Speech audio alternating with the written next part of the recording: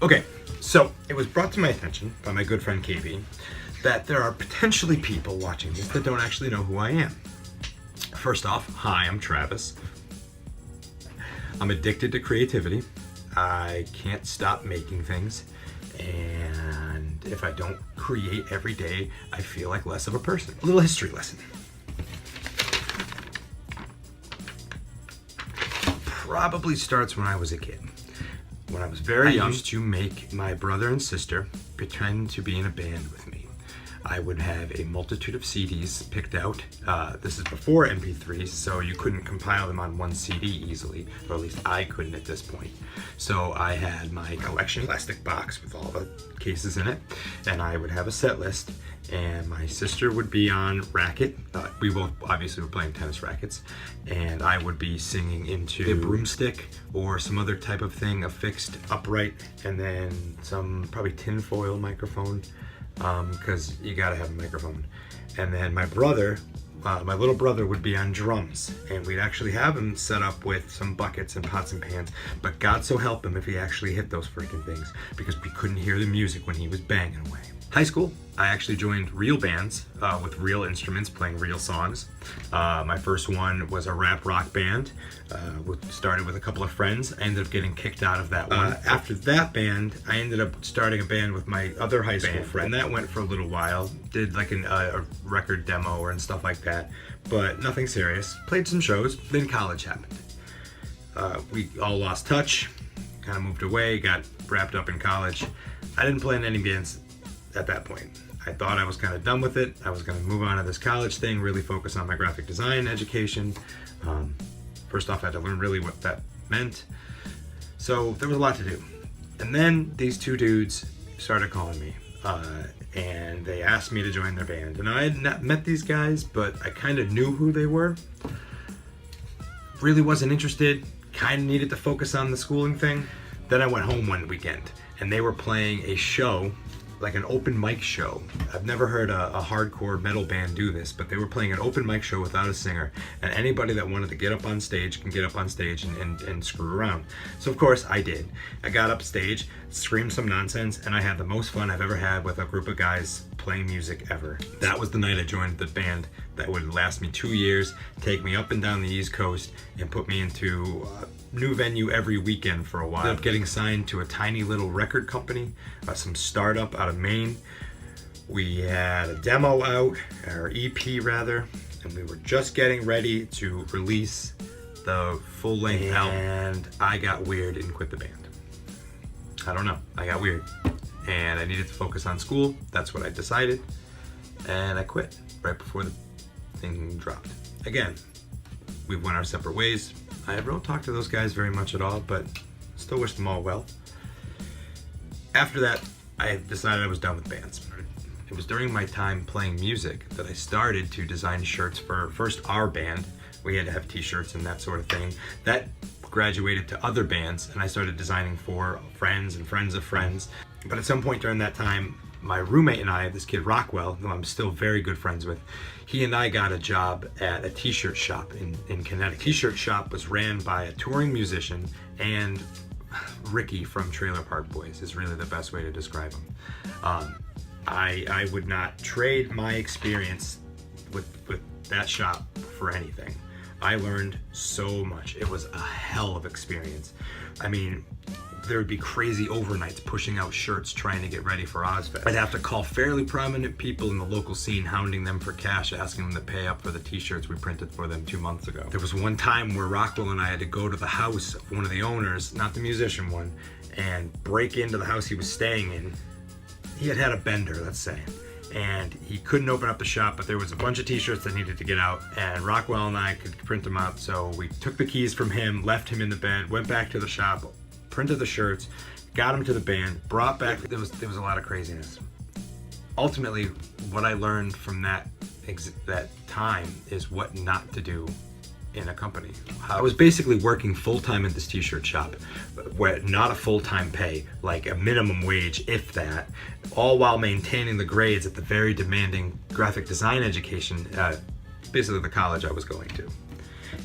It was pretty hectic, is really what I'm trying to get at here. But I learned a lot. And ultimately what I figured out is that if these two dudes could start and run a company like this, there was absolutely no reason I couldn't. My senior year of college, I'd quit the t-shirt shop and I was already designing for bands and other very small friend companies under the name Hunchback Graphics. After that, I graduated, followed a girl to Massachusetts. That went south, but a buddy of mine from Connecticut moved to Boston to go to school, and him and I started talking. Me and this dude worked really well for a while. That's when we were doing a lot of MySpace pages, doing brand identity for bands, doing CD cases and that sort of thing. Really making a name for ourselves. I was finding it hard maintaining a home life, dating life, a work life, and all these things. And I ultimately felt like we weren't getting enough done. We wanted to move to websites. We didn't really know much about websites, so we really wanted to find somebody that could basically do that hard stuff for us. To me, it's the not pretty stuff. It's the underlying code. I don't have the patience. One of my coworkers at the day job, her husband was a software engineer. So we met, decided to make a app at one point, but that never came to fruition. Things grew there. We decided to become, buddies. He ended up coming into Hunchback Graphics. Now the three of us were working really well for a little while, and then something happened. I don't know if these things made the other guy go, but things are really good with him. He's a musician out in California. I wish him the best. We're still on really good terms. But it was Danny and I that clicked the most. 2003, we became official, Hunchback Graphics, and we graduated from working with bands who have no money and you have to chase down, to companies who have a little bit more money and you have to chase down too, but it's a little bit more fun. It's a little more rewarding. So we decided to focus on them instead of the bands so we can actually make the leap. Because at this point I had gotten a day job. I needed to fund, my apartment and my food, and I was dating at the time, so that requires money. I would work full time, still do, at the day job, 8 hours every day, and then get home and try to plug in 2 to 6 hours, depending on the night, depending on the tasks at hand, but just going away. Because the ultimate goal is to transcend the cubicle life, the day job life, and to do what we do at nighttime full time. Hunchback Graphics is our graphic design company. We've done some pretty cool things. Designed a bunch of labels. You could check it all at hunchbackgraphics.com. I don't need to tell you here. We have Hunchback Graphics, graphic design company. Now, because Danny and I like comic books so much, we've started Hunchback Graphics Publishing. This is how we're getting our comic books out. And we've done it by working our asses off, by becoming better graphic designers and better marketers and better business owners. And this is now funding this. So it doesn't hurt this, which is my pocket. My pocket's on there. I have Art of Travis Duda. That's all that weird stuff I do.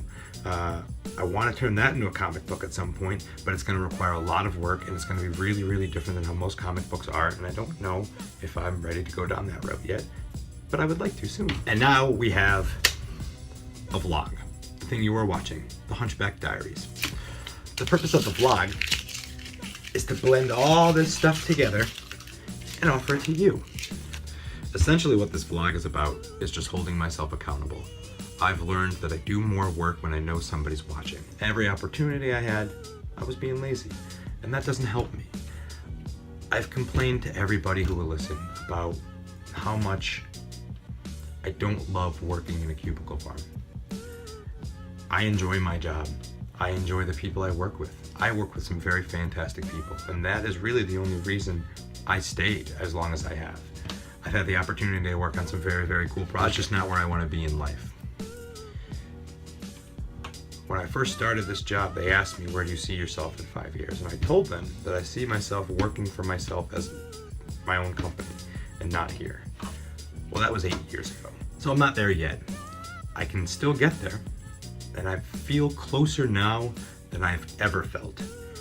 I'm finding more opportunities for Hunchback Graphics than we've ever had. We've gotten to work with the same clients over and over again and build relationships, and that turned into building bigger brands. So you are the people that are gonna hold me accountable.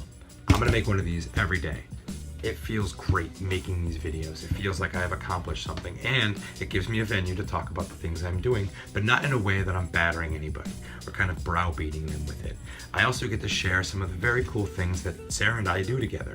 I get to share the beautiful scenery that's around my house. I get to share the interactions with the very funny and very interesting people I talk to on a daily basis, and I get to share that with all of you. So that's what I'm doing. That's what this vlog is. It's a little history on who the hell I am and mostly why you should care. I'm just a guy that works a day job, that likes to make things, and that just wants to be your friend on the internet. So be my friend. Subscribe. Send me a comment. Tell me, is this interesting to you? Do you have a story of how you escaped the cubes? How can I hold myself accountable? How can I better hold myself accountable than this vlog? I'll see you in the comments. Rock on.